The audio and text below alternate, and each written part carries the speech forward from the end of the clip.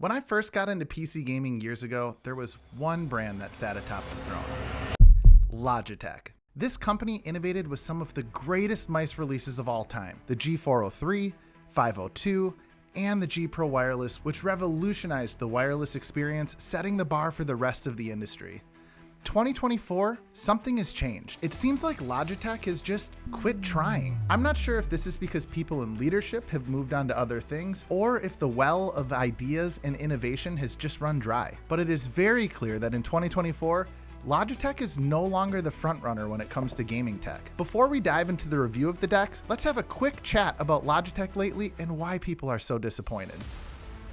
Earlier this year, Logitech released the G Pro X keyboard, a product launch that was panned universally for its outdated tech and insane price. They followed this release with the G309 Lightspeed, another product that feels completely out of touch with the industry. Which leads us nicely to this latest release, the G Pro X Superlight 2 DeX. And yes, that is the actual name of this product. The shape here is good, and it's great to see a new shape hit the market rather than just another clone of a mouse Zowie made 10 years ago. What makes this shape interesting for me is that the front feels very much like a symmetrical mouse, with having an ergonomic back that supports you when you switch into a more palm-oriented grip. This is a surprisingly versatile shape that I think a lot of people are going to really like. And for grip styles, I think this is primarily a claw grip and a palm grip mouse, being that it is quite large. But if you're one of those grip styles and you're used to playing on something like the Superlight, or if you even have experience playing on something like the Zowie EC2, I think there's a lot to like here, and it's definitely a shape that I'm excited to see what they can do with in the future. The click performance on this mouse overall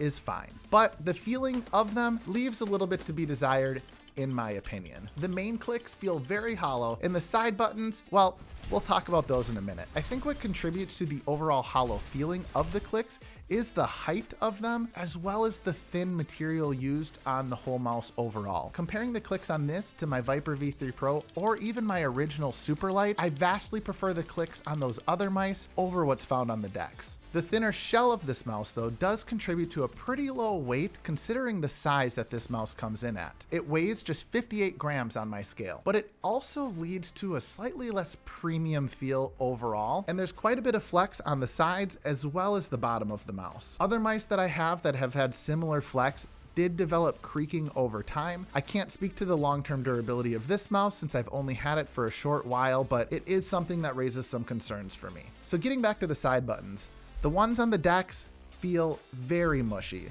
And this is really disappointing for me since this was an issue with the original Superlight all the way back in 2020. The buttons feel very spongy and depress into the shell of the mouse quite a bit. And comparing this to the side buttons of my Death Adder V3 Pro, it's a night and day difference on the quality of these two. Another very common complaint of the original Superlight was the mouse skates. They're slow, scratchy, and thin. And for some reason, Logitech decided to use that same material for the mouse skates on this mouse, which is really disappointing because everyone I know that owns a GPX has replaced their mouse skates with aftermarket ones because the stock ones are just so poor. It seems like this could have been a very easy change for Logitech to make, and for some reason, they just didn't. The scroll wheel here is a little bit of a mixed bag for me. I like the way the steps feel, and the amount of pressure required to actuate mouse button 3 feels really good. I have, though, had some issues specifically when playing Escape from Tarkov. In that game, I oftentimes hold down the middle mouse button and move my mouse to the side to look left and right when running across openings. This is super important in a game like this, and this mouse, for whatever reason, while I'm holding down mouse 3 and moving the mouse, it sometimes loses tracking that I'm holding down the button, and my camera will snap back to center.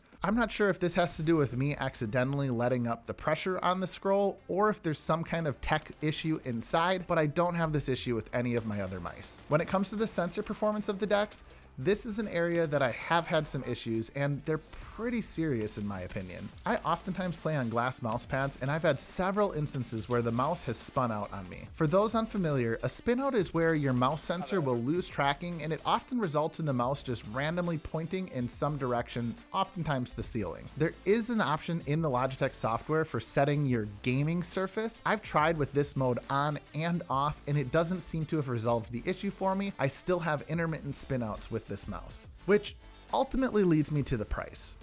$160. If this was a more reasonably priced or budget-friendly option, some of these issues could be overlooked. But compared to other mouse releases in 2024, it just feels like the quality of this product doesn't deserve that price point.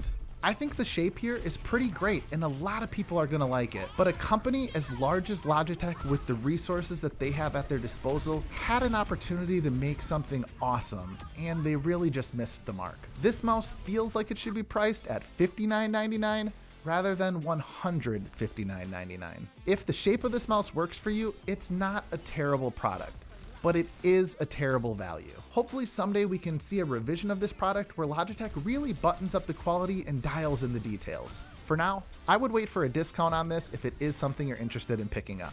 But this is just my thoughts and experience with the product, so take that for what it's worth. Leave a comment down below though with your thoughts, and if you enjoyed the video, drop a like, subscribe, and I'll catch you in the next one. We'll see ya. You wanna help with the review? I'll review all the toys. We love toys.